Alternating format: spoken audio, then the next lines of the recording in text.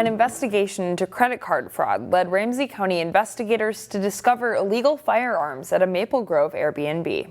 A few days prior to this incident, there was a theft from a work vehicle and credit cards were taken.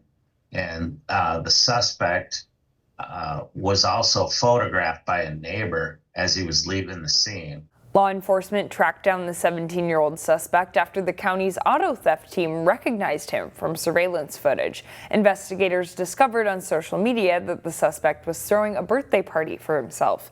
That led them to Maple Grove. 11 illegal firearms were seized from the house. 7 of those were equipped with devices to turn semi-automatic pistols into fully automatic firearms.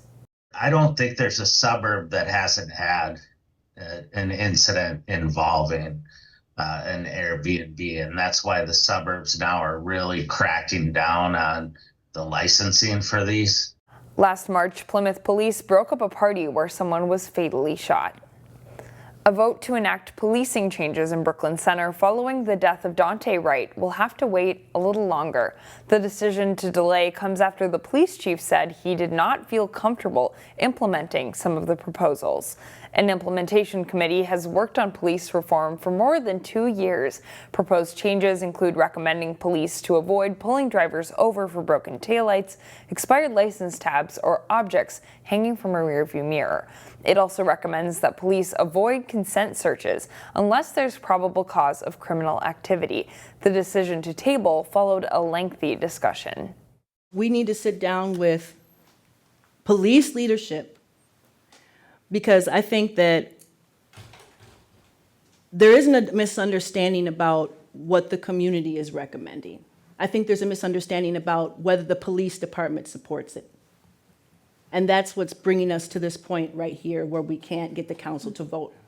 Council and police leadership are expected to meet face-to-face to continue their discussion.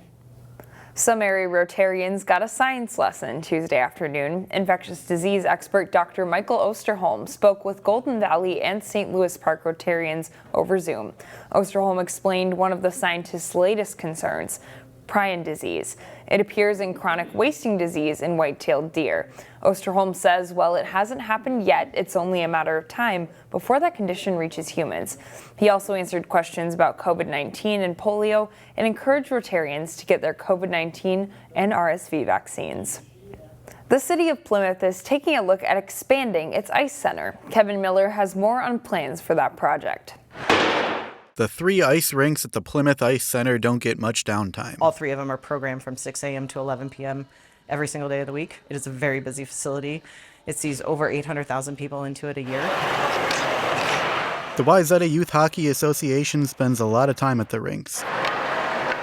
With more than 1,200 skaters, they sometimes find the facility a little too crowded. Our association has continued to grow year over year, and we are fully maximizing the ice time that we have available to us. And as they grow in their level, the amount of time that they need increases. With the high demand for ice time, Plymouth City staff and the Hockey Association partnered on a study of the Plymouth Ice Center. They found they could fit a 4th sheet of ice.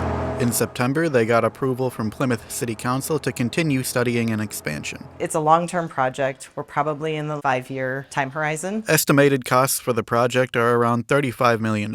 We really are working to kind of put these puzzle pieces together, which is why it is a little bit more expensive that you would find in a traditional just addition of a single sheet of ice. To build it, they'd have to raise the city's sales tax. But if things move forward, supporters say it could provide benefits beyond the boards of the ice rink. The economic impact would be significant for our community because we would be able to host a lot more national events. Not only have great hockey games and programming for our youth, but we're able to really bring a lot of people into the city to then partake in our restaurants and to really fully appreciate the incredible city that we have here. In Plymouth, Kevin Miller, CCX News.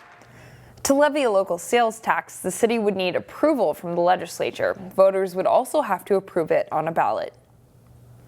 Fans of steak and seafood now have a new place to go in the Northwest Metro. In this edition of Takeout Tuesday, Delane Cleveland takes us to BB's Live Fire Grill in Brooklyn Center. This place is BB's Live Fire Grill. At a time when many businesses have left Brooklyn Center, This is a tremendous city, and we want to show that there's a better way. Roxa Mark is going against the grain. He is the general manager of BB's Live Fire Grill, a new restaurant that opened along 694 in mid-October after nearly 2 years of construction. This was a chance to start a whole new culture from the ground up, and it was an exciting opportunity. The restaurant is part of what will eventually be a larger complex that includes an event center and meeting space to go along with the existing hotel, all designed to help draw people to Brooklyn Center. The most common response we would get is, "That's amazing. We don't have anything like that around here." And we're proud to provide something to the community that a lot of the community members are looking for. BB's Live Fire Grill, which is named after the owner's daughter and the wood fire grill in the kitchen, is the kind of place where people can drink a fancy cocktail My favorite burger so far has been the bison burger. or order from a menu that consists of a wide array of steak, seafood, and other fan favorites. We had a chance to kind of create a whole new menu of something that we don't have a whole lot of that around this area. Whether you're craving a burger and fries, steak with a side of asparagus, fish paired with green beans and red beans and rice, or some of the other mouth-watering concoctions, BB's has a little something for everyone. Absolutely. And Mark's hope is that this new addition to the Brooklyn Center restaurant scene can remain a permanent fixture. You can create a business that draws people in, that builds community, and we look after one another, and we're better for it. We're going to be stronger for it. In Brooklyn Center, Delane Cleveland, CCX News.